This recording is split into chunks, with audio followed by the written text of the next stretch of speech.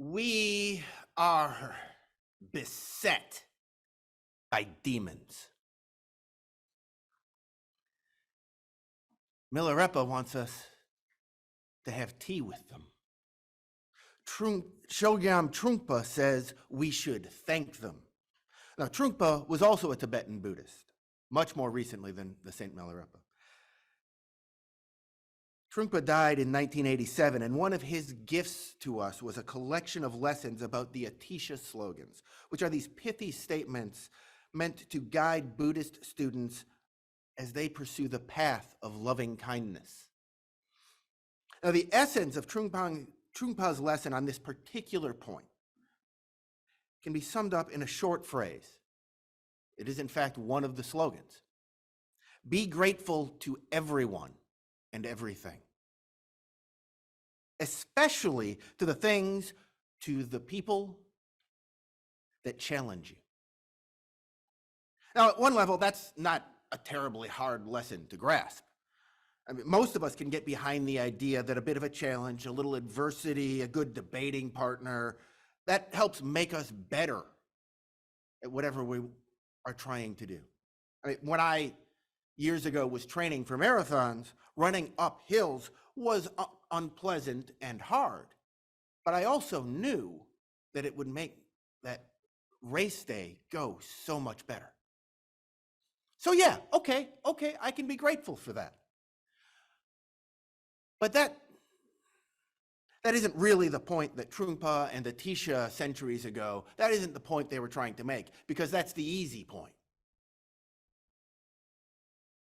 So what they're really trying to get their students to see is that they should be grateful for everything that happens. If somebody hits you in the face, Trungpa said, that's fine. Or if somebody decides to steal your bottle of Coke, that's fine too. This is somewhat naive, he told his students, in a way, but at the same time, it is very powerful. Now, Trungpa, he's not saying that we shouldn't be shaken by these things, by somebody slapping us in the face or stealing our Coke. Getting shaken is the point. Whatever shakes you should, without delay, right away, be incorporated into the path. The path toward enlightenment, the path toward living out compassion and practicing loving kindness. Whatever shakes you should be incorporated into that path. All the things taking place around our world, Trungpa said, all the things, all the irritations and all the problems are crucial to finding and to coming back to that path. We are beset by demons, little demons, great, big, bulging-eyed demons that refuse to leave. The planet is literally on fire. Trans kids, even in some places trans adults, can't get basic health care to be who they are. COVID killed millions. I had a cold the last week and a half. AIDS. People cut us off in traffic. The neighbors play their music too late, too loud. History is being rewritten in this country, or just erased, because what we have really done as a people makes some people feel bad. Automated phone trees exist. The little girl in this morning's story couldn't make her magnificent thing magnificent, damn it.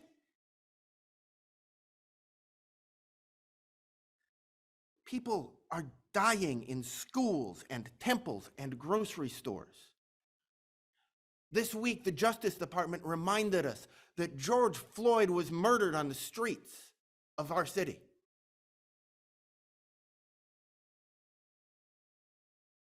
When a new Star Wars video game was announced last week, people got mad because the main character is a woman and black.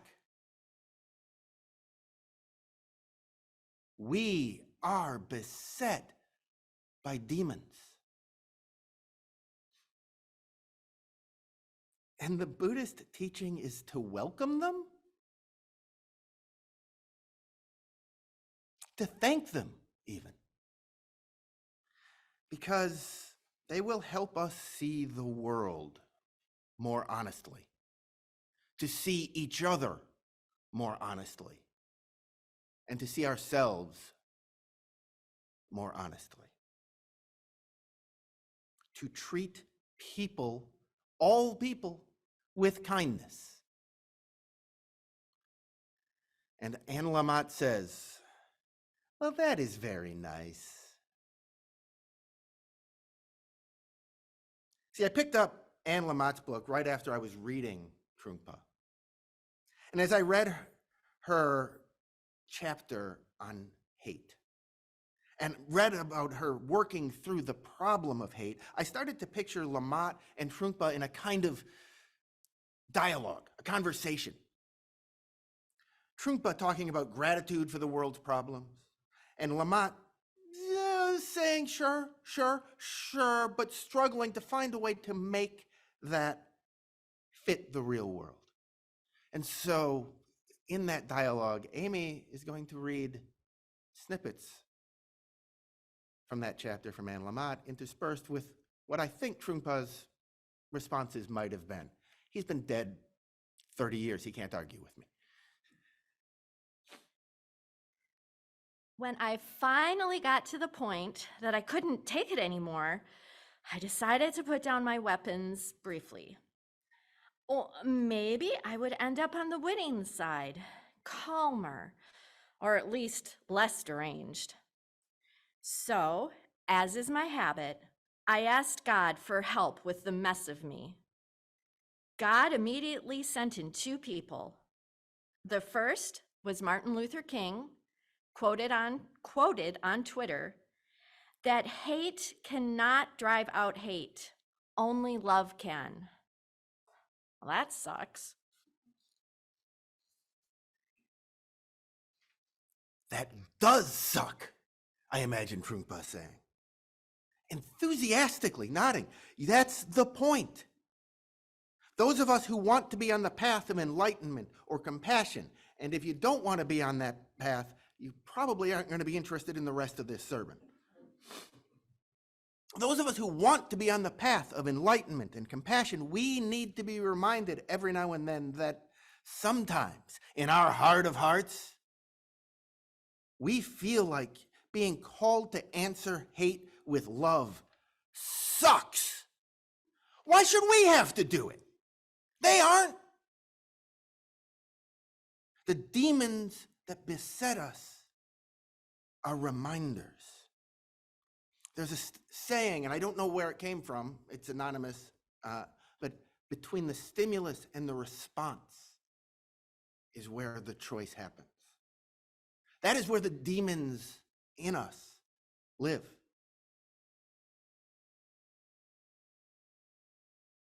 Those demons are our reminders if we let them be. The idea, Trungpa says, is to understand and realize that such things are taking place inside of us. If we can't or won't see those obstacles, those homegrown demons that we carry around in our heads, we can't see how they're steering us away from the path, from who we want to be. Everything good begins with awareness, whether awakening to the momentousness of the present or to the damage we are causing. In my case, hate is fear and anger at not getting what I want, being afraid of people whose values are so alien to me, and of the unknown, also of being blown up. Some of us wake up afraid and choose our political opposites to be the focus of that fear. We think we have the answers to life's problems. Well, we may need electric cars, windmills, more money, and a few extra atomic weapons. Fear causes fight or flight, but hate alleviates the shame of feeling frozen. Hate is a massive mood alterer, like a speedball of heroin and cocaine, or at least like sugar, swift, stimulating, toxic. The willingness to look at and maybe change addictive behavior results only from internal pain, severe hangovers, and public disgrace. The sense of being soiled inside and out, craving a shower with something rough to scour it all off, like an extra strength loofah.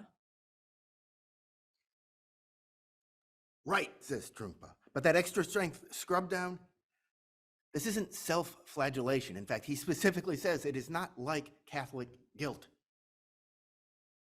It is practicality, as is so often the case in Buddhism. It is, at its core, a practical path, a practical religion. Buddha has said, if what I tell you doesn't work for you, don't do it. As Trungpa told his students, if someone hurts you, you should be thankful to them for giving you the opportunity to practice. But you do not have to expose yourself to hurt. That would be some sort of martyrdom. Don't seek out opportunities for pain and discomfort, he says. They'll show up without your invitation. When they do, you should regard anything that provides you with the opportunity for mindfulness or awareness, anything that shocks you, as best, rather than trying to ward off any problems. And yes, Lamont nods thoughtfully, maybe there's a way to make that work.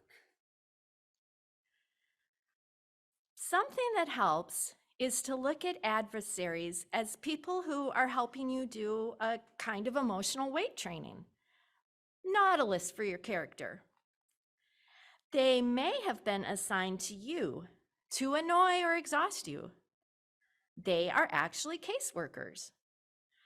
When my pastor calls the most difficult, annoying people in her life her grace builders, I want to jump out of the window. I am so not there yet, but I understand what she's talking about. Awareness spritzes us awake. Being awake means that we have taken off the blinders. We can choose to see or to squinch our eyes shut like a child, which looks silly on people over 80 pounds. Awareness means showing up, availing oneself of the world. So there is the chance that empathy will step up to bat, even in this lifetime. If we work hard and are lucky, we may come to see everyone as precious, struggling souls. God is better at this than I am.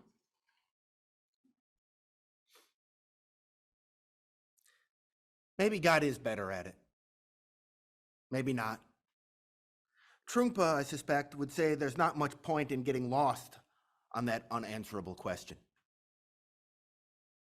We are here now.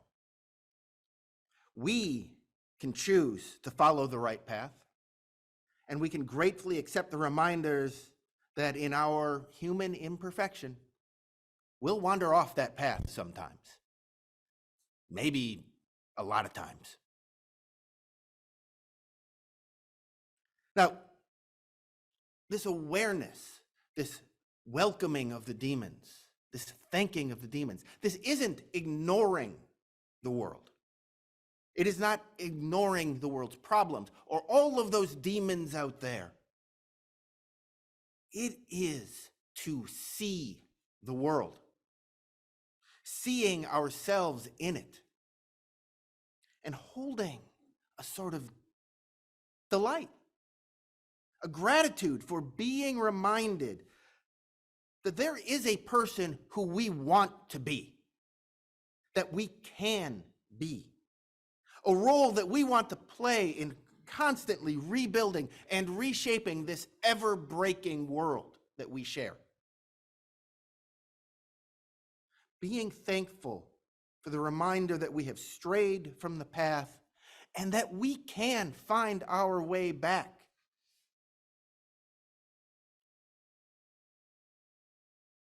Now look,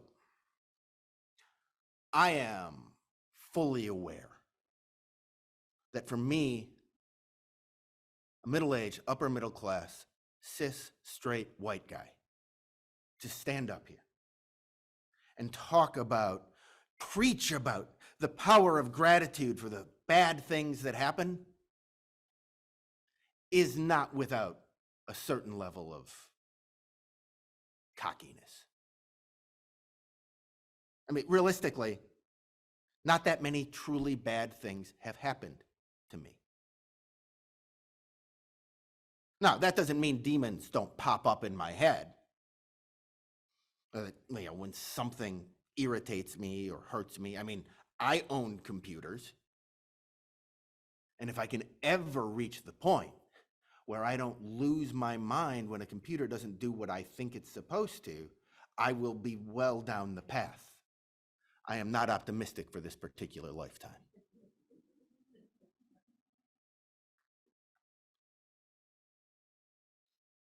My goal, and I think what the Atisha slogans are teaching, what Trungpa tried to teach, is that when I have those demons of varying intensities, my goal is to practice a gratitude for the lessons that I hope I can learn from those imps, because that is what will prepare me for those greater demons that will come, because they come to us all in different ways. Mikhailo Boychenko is a Ukrainian Buddhist. I read an article by him just this week. And he wrote about finding and creating pockets and moments of peace, even as the bombs fell and his family was driven from their home.